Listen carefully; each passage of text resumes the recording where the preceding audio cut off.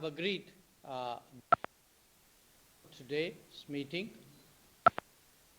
the topical issues of one, the fight against COVID-19 pandemic, two, reforms of the multilateral system, and three, international hotspot issues. As is customary, with your approval, the opening remarks will be covered by the media. I will now make my opening remarks on behalf of India and thereafter invite Foreign Minister Wang Yi of China, followed by Foreign Minister Sergei Lavrov of Russia to make their opening remarks. At the outset, I would like to thank my colleagues from Russia and China for their support and cooperation during India's chairmanship since September last year.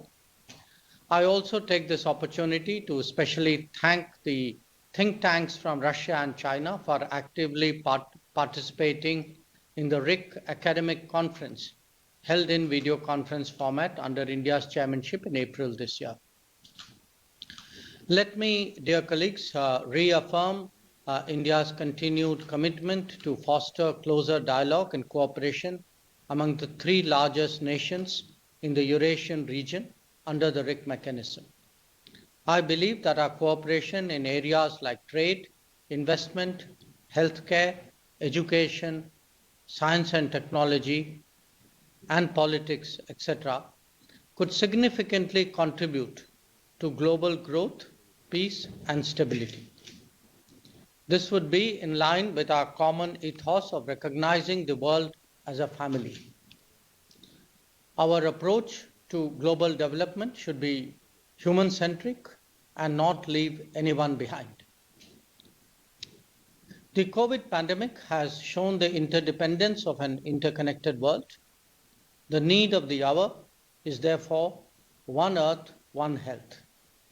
That means a timely, transparent, effective, and non-discriminatory international response to global health challenges, including pandemics, with equitable and affordable access to medicines and critical health supplies. Since joining the UN Security Council as a non-permanent member in January this year, India has been actively contributing to finding mutually acceptable solutions to international and regional issues.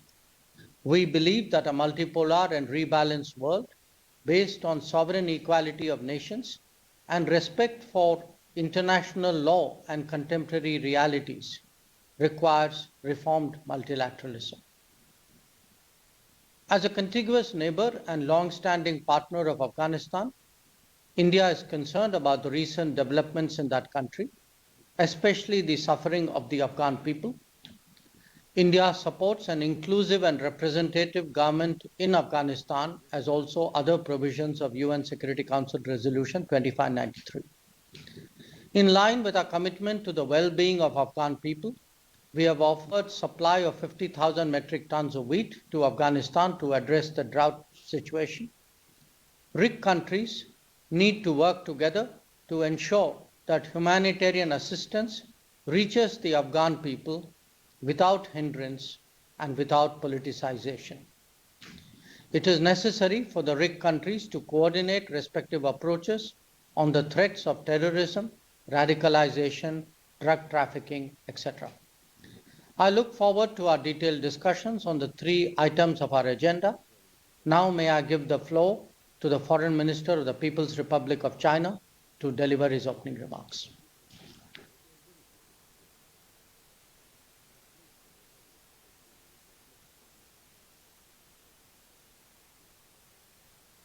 Minister Jaishankar, Minister Lavrov, it is my real pleasure to join you, my two old friends, at this 18th meeting of Russia, India, China foreign ministers. I also want to thank India for preparations and arrangements for this meeting. As we speak, COVID-19 situation is resurging. Country's economic recovery is a daunting task. Global hotspots are flaring up. International relative power is undergoing profound adjustments. Anti-globalization is still gaining momentum. Unilateralism, protectionism, hegemonism, power politics are posing challenges to world peace and development. In my view, the current international situation has entered a period of deep transformation. Our three countries are major countries of global influence. We are most representative emerging market economies.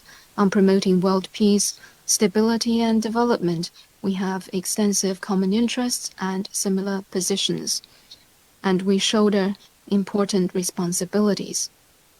Facing once-in-a-century changes, the choice of our three countries bears not only on our respective interests, but also the way forward for entire humanity. Not long ago, the Communist Party of China convened the 6th plenary session of the 19th Central Committee. A resolution on the major accomplishments and historic experience of the CPC during the past century has been adopted. The resolution has made it clear that the CPC will remain broad-minded, take a global perspective to humanity's future, and keep in mind the overriding trend of the humanities' development, the overall landscape of international changes, and overall development of China when approaching and handling our external relations. China will work with Russia and India, act in the spirit of openness, solidarity, trust, and cooperation as the spirit of our RIC mechanism, shoulder responsibilities as major countries, exercise a pioneering role, send to the world the positive message of practicing true multilateralism, promoting democracy of international relations, combating the pandemic, boosting economic recovery, and upholding world peace and stability. In this fluid and complex world, China, Russia, and India can and will contribute our solutions and our strength. I look forward to a full exchange of views on major topics of shared interest. Let's work together for a successful meeting and provide new impetus to China-Russia-India cooperation. Thank you.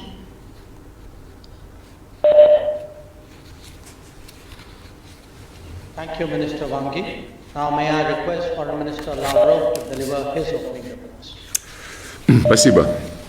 Уважаемые коллеги, дорогие друзья, прежде всего хотел бы приветствовать вас и выразить признательность индийскому председательству за организацию встречи министров иностранных дел России, Индии и Китая, которая по объективным причинам проходит в режиме видеоконференции. Сегодняшний обмен мнениями по наиболее актуальным вопросам международной повестки дня имеет важное значение на фоне усиливающейся турбулентности на глобальном и региональном уровнях. В условиях продолжающейся пандемии COVID-19 система международных отношений столкнулась с масштабными вызовами в сфере экономики, социального развития. Вирус подстегнул и кризис глобального управления, рост протекционистских и изоляционистских настроений, стал серьезной проверкой на прочность для государств и многосторонних объединений.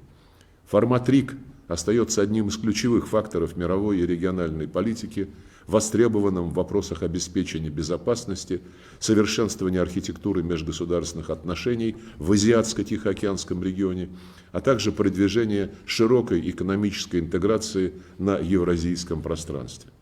Развитие взаимодействия в нашей тройке является неотъемлемой частью процесса формирования более справедливого и демократического многополярного мироустройства при центральной координирующей роли ООН, способствует утверждению на мировой арене таких универсальных ценностей, как многосторонность, равенство, верховенство международного права.